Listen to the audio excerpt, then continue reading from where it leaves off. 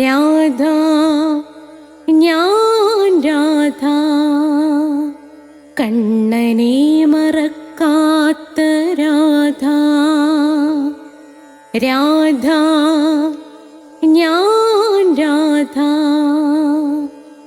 കണ്ണനെ മറക്കാത്ത രാധ. വൃന്ദാവനം നീ മറന്നോ, മധുരയെ നീ മറന്നോ. വൃന്ദാവനം നീ മറന്നോ, മധുരയെ നീ മറന്നോ. രാധയെ നീ മറന്നോ, കണ്ണാ പൈക്കളെ നീ മറന്നോ. രാധയെ നീ മറന്നോ, കണ്ണാ പൈക്കളെ നീ മറന്നോ. രാധ രാധ രാധ രാധ മറന്നിട്ടും മറക്കാത്ത രാധ. മറന്നിട്ടും മറക്കാത്ത രാധ. രാധേ രാധേ രാധേ രാധേ മറന്നിട്ടും മറക്കാത്ത രാധ. മറന്നിട്ടും മറക്കാത്ത രാധ.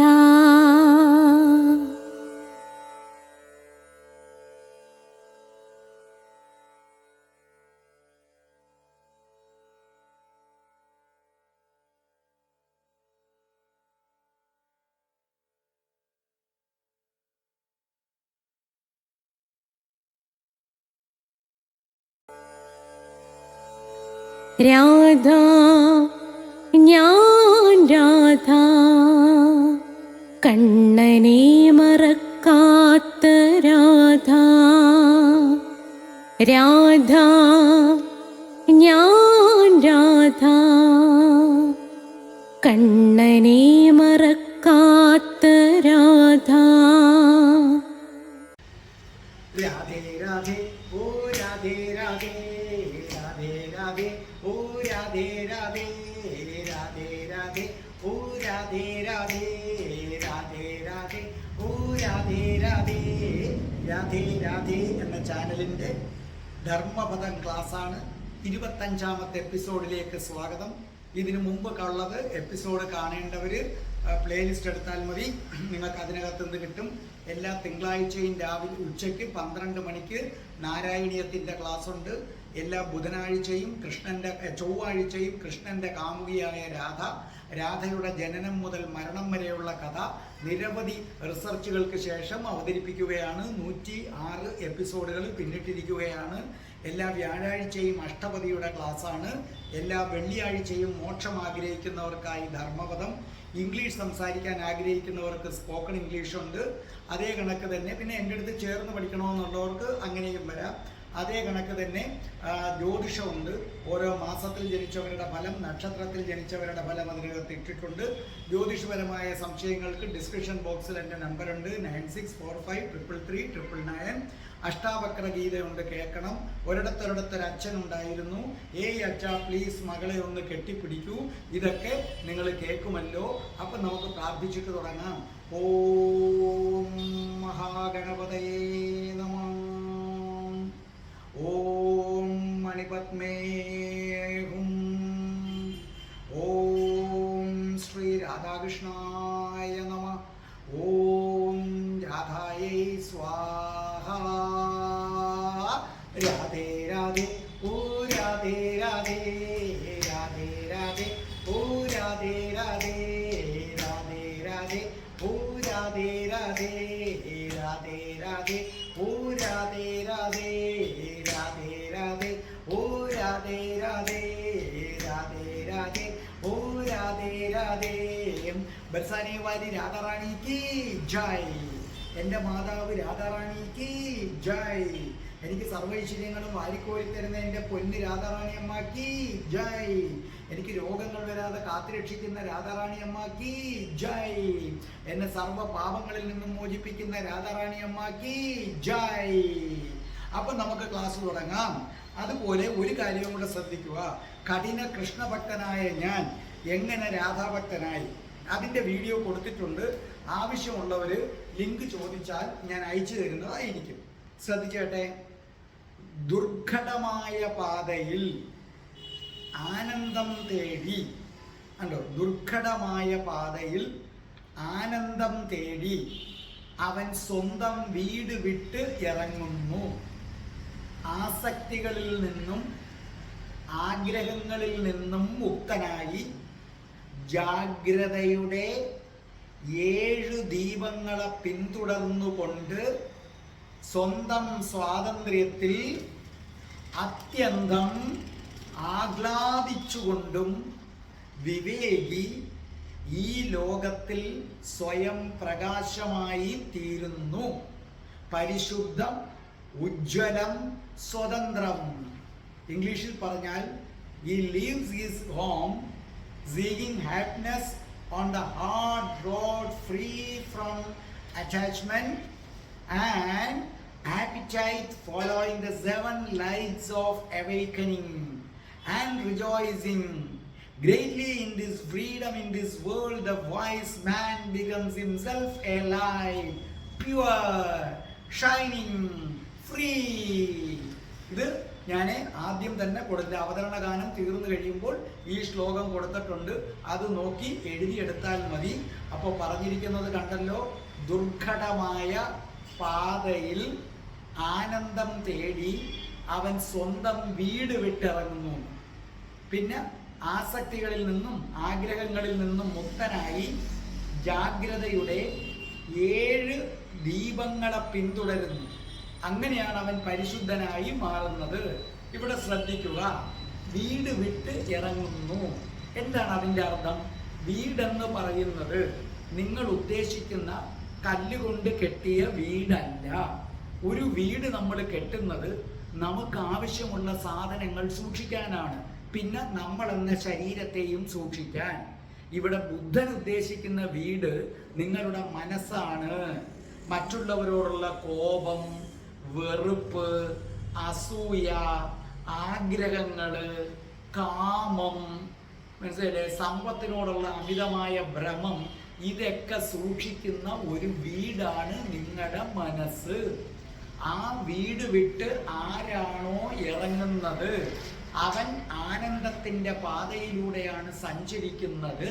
പക്ഷേ ആ വഴി അല്പം ബുദ്ധിമുട്ടുള്ളതാണ്. എന്ന് പറഞ്ഞാൽ വീട് വിട്ടിറങ്ങുക ബുദ്ധിമുട്ടുള്ളതാണ് എന്ന് പറഞ്ഞാൽ എന്താ ഉദ്ദേശിക്കുന്നത്? വീട് വിട്ട് ഇറങ്ങുന്നത് ദുർഘടമാണെന്ന് പറഞ്ഞാൽ അതിൻ്റെ അർത്ഥം ആഗ്രഹങ്ങളെ ഉപേക്ഷിക്കുക, ഒരുത്തൻ ദ്രോഹിക്കുമ്പോൾ അവനോട് വിരോധം വെച്ച് പുലർത്താതിരിക്കുക, ആരോടും കോപിക്കാതിരിക്കുക, സ്ത്രീയോടോ സ്ത്രീക്ക് പുരുഷനോടോ കാമം തോന്നാതിരിക്കുക, ധനം വാരിക്കൂട്ടാനുള്ള ശ്രമം ഉപേക്ഷിക്കുക. ഇത് പാടാണ്. ഇതിനെ ഉപേക്ഷിക്കാൻ സാധാരണക്കാരന് പാടാണ്. അതാണ് വീട് വിട്ടിറങ്ങുക. അല്ലാതെ നിങ്ങളുടെ ഭാര്യയും മക്കളെയും ഉപേക്ഷിച്ചിട്ട് ഇറങ്ങുക എന്നല്ല ബുദ്ധൻ ഉദ്ദേശിക്കുന്നത്. അപ്പം നിങ്ങളുടെ മനസ്സെന്ന വീട്ടിനകത്ത് ഇതൊക്കെ വെച്ചിരിക്കുക. ഇതൊക്കെ നിങ്ങൾ കളയാൻ പാടാ. വഴി ദുർഘടമാണ്. പക്ഷെ കളഞ്ഞാൽ നിങ്ങൾ ആനന്ദത്തിൻ്റെ പാതയിലേക്ക് നിങ്ങൾ എന്ത് ചെയ്യുന്നു? കയറുന്നു എന്നാണ് പറയുന്നത്. ഇനിയാണ് ബുദ്ധൻ വളരെ പ്രധാനപ്പെട്ട ഒരു കാര്യം പറയുന്നു. കഴിഞ്ഞ കാലത്തെ നിങ്ങൾ മറക്കുക, അതിനെക്കുറിച്ച് ചിന്തിക്കാതിരിക്കുക. Past is past. കാരണം കഴിഞ്ഞ കാലത്ത് എന്ത് സംഭവിച്ചാലും, എന്ത് തെറ്റ് സംഭവിച്ചിട്ടുണ്ടെങ്കിലും ഇനി നമുക്കത് തിരുത്താൻ പറ്റില്ല, അല്ലേ? നമ്മൾ എത്ര ശ്രമിച്ചാലും നമുക്ക് തിരുത്താൻ പറ്റില്ല. അതേ കണക്ക് തന്നെ നമ്മുടെ ഫ്യൂച്ചറിനെ കുറിച്ച് ചിന്തിക്കാതിരിക്കുക. നാളെ എന്ത് സംഭവിക്കും, അരമണിക്കൂർ കഴിയുമ്പോൾ എന്ത് സംഭവിക്കും? കാരണം 1 മിനിറ്റ് കഴിഞ്ഞ് നമ്മൾ ഉണ്ടോന്ന് അറിയില്ലല്ലോ. നാളെ വരെ ജീവിച്ചിരിപ്പുണ്ടെങ്കിൽ പോരെ നാളത്തെ കുറിച്ച് ചിന്തിക്കാൻ. നിങ്ങൾ നാളെയെക്കുറിച്ച് ചിന്തിക്കുന്നത് കണ്ടാൽ, അല്ലെങ്കിൽ അടുത്ത ആഴ്ചയെക്കുറിച്ച് ചിന്തിക്കും, അല്ലെങ്കിൽ ഇന്ന് വൈകുന്നേരത്തെ പ്രശ്നത്തെക്കുറിച്ച് ചിന്തിക്കുന്നത് കണ്ടാൽ തോന്നും നിങ്ങൾ ഇന്ന് വൈകുന്നേരം വരെ ജീവിച്ചിരിക്കുമെന്ന്. നിങ്ങളുടെ കാര്യം പറഞ്ഞു ഇന്ന് വൈകുന്നേരം വരെ നിങ്ങൾ ജീവിച്ചിരിക്കുമെന്ന്, നാളെ നിങ്ങൾ ഉണ്ടാകുമെന്ന്. ഇല്ലാത്തൊരു കാര്യത്തെക്കുറിച്ച് ഓർത്ത് എന്തിനാ ഉത്കണ്ഠപ്പെടുന്നത്? അപ്പം ബുദ്ധൻ പറയുന്നു, ഈ പ്രപഞ്ചത്തിൽ ജീവിക്കുന്ന ഏതൊരു മനുഷ്യനാണോ കഴിഞ്ഞത് കഴിഞ്ഞ് ഇനി എനിക്കത് തിരുത്താൻ പറ്റില്ല, അതിനെ പാടെ മറക്കുന്നു, ഒരിക്കലും കഴിഞ്ഞതിനെ കുറിച്ച് ചിന്തിക്കുന്നില്ല, ഇനി നാളെ ഞാൻ ഉണ്ടോയെന്നറിയാൻ വയ്യ, ഒരു അരമണിക്കൂർ കഴിഞ്ഞിട്ട് ഞാൻ ഉണ്ടോയെന്നറിയാൻ വയ്യ, അതുകൊണ്ട് ഭാവിയെക്കുറിച്ചും ഞാൻ ചിന്തിക്കുന്നില്ല. പിന്നെയോ ഇപ്പോഴത്തെ ഈ നിമിഷം ഞാനാണെങ്കിൽ ദാണ്ട് ഈ വീഡിയോ റെക്കോർഡ് ചെയ്യുന്ന ഈ നിമിഷമേ എൻ്റെ കയ്യിലുള്ളൂ, ഇച്ചിരി കഴിഞ്ഞില്ല. അങ്ങനെ സ്വയം പരുവപ്പെട്ടു വരുന്നവൻ ആരോ? നിരന്തരമായ അഭ്യാസം വേണം, അല്ലാതെ പാടാ. നിരന്തരമായ അഭ്യാസം കൊണ്ട് കഴിഞ്ഞത് കഴിഞ്ഞ് ഫ്യൂച്ചർ അതിന് ചിന്തിച്ചിട്ട് എന്ത് കാര്യം? ഇപ്പോഴത്തെ അവസ്ഥയിൽ നിങ്ങൾ എന്താണോ അങ്ങനെ നിങ്ങൾ ജീവിച്ചു കഴിഞ്ഞാൽ, അങ്ങനെയുള്ള ഒരുവന്റെ മുന്നിൽ 7 പ്രകാശങ്ങൾ കണ്ടെത്തപ്പെടും എന്ന് ബുദ്ധൻ പറയുന്നു. അവന്റെ മുന്നിൽ 7 പ്രകാശങ്ങൾ തെളിയും. ഹിന്ദുക്കൾ ഇതിനെ സപ്തചക്രങ്ങൾ എന്ന് വിളിക്കുന്നു. സപ്തം 7. അപ്പൊ ആരാണോ പാസ്റ്റിനെ കളയുന്നത്, ആരാണോ ഫ്യൂച്ചറിനെ കുറിച്ച് ചിന്തിക്കാതിരിക്കുന്നത്, അവരുടെ മുന്നിൽ ഏത് തെളിഞ്ഞിരിക്കും? 7 പ്രകാശം എന്ന് പറഞ്ഞാൽ ഒരു ദിവസം മാത്രം അങ്ങനെ ജീവിക്കാനല്ല. നിങ്ങൾ തുടർച്ചയായിട്ട് ഒരു 2-3 മാസക്കാലം കഴിഞ്ഞതിനെ കുറിച്ച് ചിന്തിക്കുന്നില്ല, ഭാവിയെക്കുറിച്ച് ചിന്തിക്കുന്നില്ല. വർത്തമാനം എൻജോയ് ചെയ്യാനുള്ളതാണെങ്കിൽ എൻജോയ്, ദുഃഖിക്കാനുള്ളതാണെങ്കിൽ അങ്ങനെ വർത്തമാനത്തിൽ ജീവിക്കുക. ആ വർത്തമാനത്തിൽ നിങ്ങൾ ജീവിച്ചു കൊണ്ട് പോയാൽ, ദുഃഖിക്കാനുള്ളതാണെങ്കിലും ദുഃഖിക്കേണ്ട കാര്യമില്ല, കാരണം നാളെ ചത്തുപോകുന്നതാണ്, പിന്നെ ഇനിയിപ്പോൾ കിടന്ന് ദുഃഖിക്കുന്ന എന്തിന്? അപ്പം അങ്ങനെ നിങ്ങൾ ജീവിച്ചാൽ ഒരു 3-4 മാസം, പരമാവധി 180 ദിവസം, അത് കഴിയുമ്പോഴേക്കും, അതല്ലെങ്കിൽ ഏറിയാൽ 1 വർഷത്തിനപ്പുറം ഒരിക്കലും പോയില്ല, അപ്പോഴേക്കും നിങ്ങളുടെ മുന്നിൽ 7 പ്രകാശങ്ങൾ വരും, തെളിഞ്ഞു വരും. 7 പ്രകാശം. ആ 7 പ്രകാശം എന്ന് പറയുന്നതിനെ ഹിന്ദുക്കള് സപ്തചക്രങ്ങൾ എന്ന് വിളിക്കും. ബൗദ്ധര്, ബുദ്ധമത വിശ്വാസികൾ അതിനെ 7 ദീപങ്ങൾ എന്ന് വിളിക്കുന്നു. ശ്രദ്ധിച്ചു കേൾക്കുക. ഞാൻ ഈ ശരീരമല്ല. ഞാനെന്ന് പറയുന്നത് ഒരിക്കലും ഈ ശരീരമല്ല. ഈ ശരീരത്തിലെ ഒരവയവങ്ങളും ഞാനല്ല. എന്തുകൊണ്ട്? നിങ്ങൾ എന്തെങ്കിലും ചിന്തിച്ചുകൊണ്ട് ഇരിക്കുമ്പോൾ നിങ്ങളുടെ മുന്നിലൂടെ ഒരാന കടന്നു പോയാലും നിങ്ങൾ അറിയുന്നില്ല, കണ്ണ് തുറന്നിരിക്കുകയാണ്. കണ്ട, അവിടെ ഇന്ദ്രിയങ്ങൾ വർക്ക് ചെയ്യുന്നില്ല. നിങ്ങളുടെ അടുത്ത് വന്ന് ഒരാൾ ഡേ എന്ന് 2 വട്ടം വിളിച്ചാലും നിങ്ങൾ എന്തെങ്കിലും ചിന്തിച്ചിരിക്കുകയാണെങ്കിൽ കേൾക്കുന്നില്ല, അപ്പൊ ചെവി വർക്ക് ചെയ്യുന്നില്ല. ഞാൻ എന്നത് ഈ ശരീരമല്ല എന്ന ബോധം നിങ്ങൾക്കുണ്ടാകുന്നു. അതോടൊപ്പം തന്നെ ആഗ്രഹങ്ങളുമില്ല, സമ്പത്തിലും ആസക്തിയില്ല. ആരപ്പാട ഭഗവാനെ, ജീവിച്ചു പോകാൻ വേണ്ടത് മാത്രം അത്രയേ ഉള്ളൂ, എനിക്ക് കൂടുതലൊന്നും തരല്ലേ പൊന്നെ, ജീവിച്ചു പോകാനുള്ളത് മാത്രം മതി. അല്ലാതെ സമ്പത്ത് തീരെ വേണ്ടെന്നല്ല, നമുക്ക് പിച്ച തണ്ടാൻ പറ്റത്തില്ല, അതല്ല. എനിക്ക് ജീവിക്കാൻ എന്ത് വേണം അത് ഭഗവാൻ അറിയാം, അത്രയേ ഉള്ളൂ. അത് നീ തന്നാലും ഒന്നുമില്ല, തന്നില്ലേലും ഇല്ല.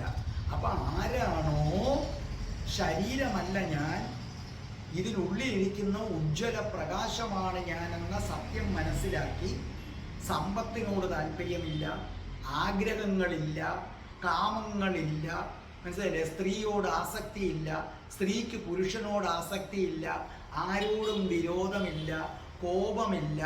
അങ്ങനെ വരുന്ന അവസരത്തിൽ നിങ്ങളുടെ ഉള്ളിലിരിക്കുന്ന ഊർജം, അതാണ് പ്രകാശം. ഈ 7 പ്രകാശങ്ങൾ മുകളിലേക്ക് ഉയരാൻ തുടങ്ങും. മനസ്സിലായില്ലേ? ആ ഊർജം, മനസ്സിലായ? അങ്ങനെ വിചാരിക്കുമ്പം നിങ്ങളുടെ ഈ ഊർജം മുകളിലേക്ക് ഉയരാൻ തുടങ്ങും. ഈ ഊർജം നിങ്ങൾക്ക് മനസ്സിലാക്കാൻ ഒരു ഊർജത്തെക്കുറിച്ച് ഞാൻ പറഞ്ഞു തരാം. അതായത് ഏറ്റവും താഴെയുള്ള ഊർജം ശിരസിലുണ്ട്. അങ്ങനെ 7 ഭാഗങ്ങളിലായിട്ടാണ് ഈ പ്രകാശം സ്ഥിതി ചെയ്യുന്നത്. ആ ഊർജം എന്ന് പറയുന്നത് പ്രകാശമാണ്. അപ്പൊ 7 ഭാഗത്തായിട്ടാണ് ഈ ഊർജം അഥവാ പ്രകാശം സ്ഥിതി ചെയ്യുന്നത്. അതിൽ ഒന്ന് ഏറ്റവും താഴത്തെ ഭാഗമായ നിങ്ങളുടെ ലൈംഗിക കേന്ദ്രത്തിലാണ്. ആ ലൈംഗിക കേന്ദ്രത്തിലാണ് ഈ ഊർജം ഇരിക്കുന്നത്. ചില സമയത്ത് രണ്ട് കമിതാക്കള് ശരീരബന്ധത്തിൽ ഏർപ്പെടുമ്പോൾ അവർക്ക് ഏത് ലഭിക്കാറുണ്ട്? ആ പരമാനന്ദം ലഭിക്കാറുണ്ട്. അതിനെ നിങ്ങൾ ഓർഗാസം അഥവാ രതിമൂർച്ച എന്ന് പറയും. നിങ്ങളുടെ ലൈംഗിക കേന്ദ്രത്തിലെ ഒരു പ്രകാശം ജ്വലിക്കുമ്പോൾ കിട്ടുന്ന ആനന്ദം മാത്രമാണത്. ഒരു പ്രകാശം അങ്ങോട്ട് ജ്വലിച്ചു കഴിയുമ്പോൾ നിങ്ങൾ അനുഭവിക്കുന്ന, നിങ്ങളതൊരു പ്രകാശമാണ്, നിങ്ങൾ ആ പ്രകാശം കാണുന്നു. അപ്പം നിങ്ങൾ അനുഭവിക്കുന്ന ആ സമയത്തെ ആനന്ദം, അതിനെ വിളിക്കുന്ന പേരാണ് ഓർഗാസം അല്ലെങ്കിൽ രതിമൂർച്ച എന്ന് പറയുന്നത്. ചിലർക്ക് ആ സമയത്ത് നമ്മുടെ ദേഹത്ത് ഒരു വെളിച്ചം വന്ന് നിറയുന്നതായിട്ട് ചില ഭാഗ്യവാന്മാർക്ക് പോകും. അതായത് നിങ്ങൾക്ക് ഓർഗാസം അഥവാ ഞാൻ ഇതൊന്നുകൂടെ പറയാം, കാരണം ഞാൻ റെക്കോർഡ് ചെയ്തുകൊണ്ടിരുന്നപ്പോൾ ഒരു കോൾ വന്നിട്ട് ഇതങ്ങ് ബ്രേക്ക് ആയിപ്പോയി. അപ്പം നമുക്ക് രതിമൂർച്ച അഥവാ ഓർഗാസം സംഭവിക്കും. അപ്പൊ ഇവിടെ ശ്രീബുദ്ധൻ പറഞ്ഞു വെക്കുന്നത് ഇത്രയേ ഉള്ളൂ. കഴിഞ്ഞ കാലത്തെക്കുറിച്ച് ചിന്തിക്കുന്നില്ല, ഭാവിയെക്കുറിച്ചും ചിന്തിക്കുന്നില്ല, വർത്തമാനത്തിൽ മാത്രം ഒരാൾ ജീവിക്കുന്നു. അങ്ങനെ ജീവിക്കുന്ന ഒരു പുരുഷൻ ഏതാണ്ട് കുറച്ച് നാളുകൾ കഴിയുമ്പോൾ അയാൾക്ക് ഭാര്യ ഉണ്ടെങ്കിൽ ആ ഭാര്യയുമായി രതിക്രീഡയിൽ ഏർപ്പെടുമ്പോൾ ഈ ഭാര്യയെ ദേവിയെപ്പോലെ കാണും, അവൾ ദേവനെ പോലെ കാണും. അങ്ങനെ അവര് രതിമൂർച്ച അനുഭവിക്കുമ്പോൾ ആ രതിമൂർച്ചയിൽ ഒരു ഉജ്ജ്വല പ്രകാശം തെളിഞ്ഞു വരുന്നത് കാണാം. പറഞ്ഞത് മനസ്സിലായല്ലോ? അങ്ങനെ ജീവിക്കുന്ന ആളുകളാണ്, അല്ലാതെ നമ്മുടെ സാധാരണക്കാരുടെ കാര്യമല്ല പറഞ്ഞത്. കഴിഞ്ഞ കാലത്തെ ത്യജിക്കുന്നു, ഇനി വരുന്ന കാലത്തെക്കുറിച്ച് ചിന്തിക്കുന്നില്ല. അങ്ങനെ ജീവിക്കുന്ന ഒരു മനുഷ്യൻ മിനിമം 180 ദിവസങ്ങളെങ്കിലും പിന്നിട്ട് കഴിഞ്ഞിട്ട് അവൻ്റെ ഭാര്യയുമായി രതിലീലയിൽ ഏർപ്പെടുമ്പോൾ ഓർഗാസം സംഭവിക്കുന്ന നിമിഷം അവൻ്റെ ദേഹത്തൊരു വലിയ പ്രകാശം വന്ന് നിറയും. അതെ, ഒന്നാമത്തെ ഊർജം ഉണർന്നു കഴിഞ്ഞു.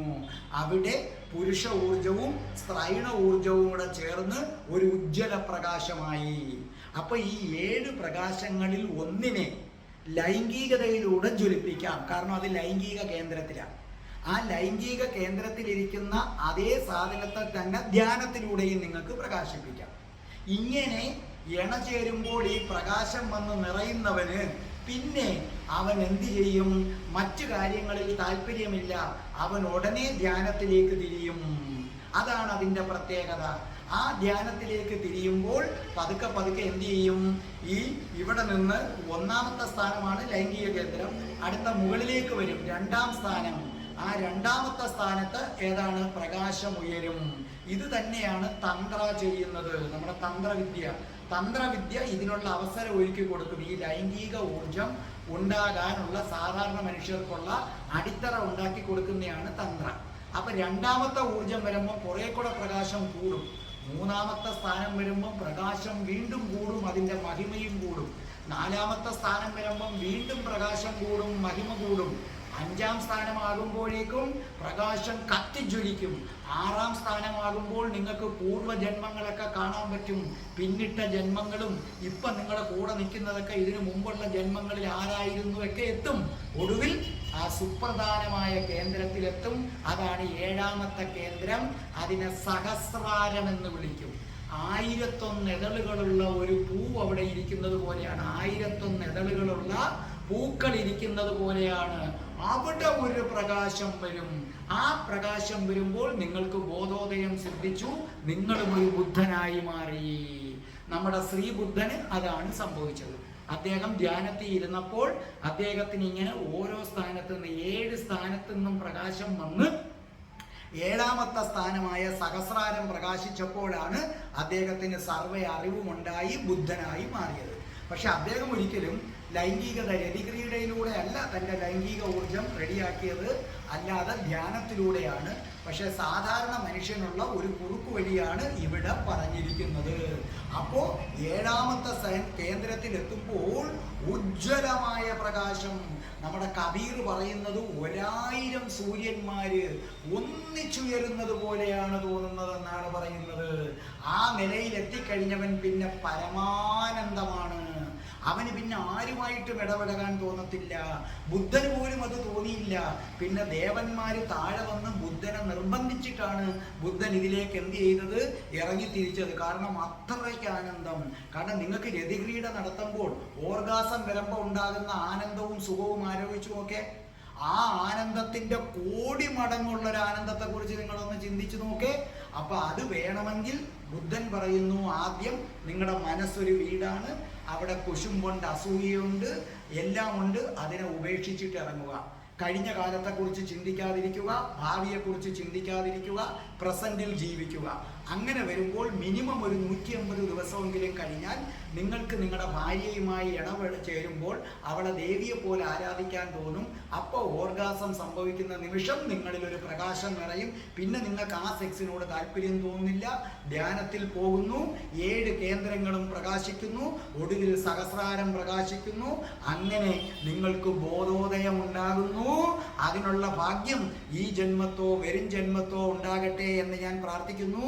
രാധേ രാധേ, ഓ രാധേ രാധേ, രാധേ രാധേ, ഓ രാധേ രാധേ, രാധേ രാധേ, ഓ രാധേ രാധേ, രാധേ രാധേ, ഓ രാധേ രാധേ, രാധേ രാധേ, ഓ രാധേ രാധേ, രാധേ രാധേ, ഓ രാധേ രാധേ. ഓം ശ്രീം ഹ്രീം ക്ലീം ഐം രാം രാസേശ്വരി രാധികായേ സ്വാഹ.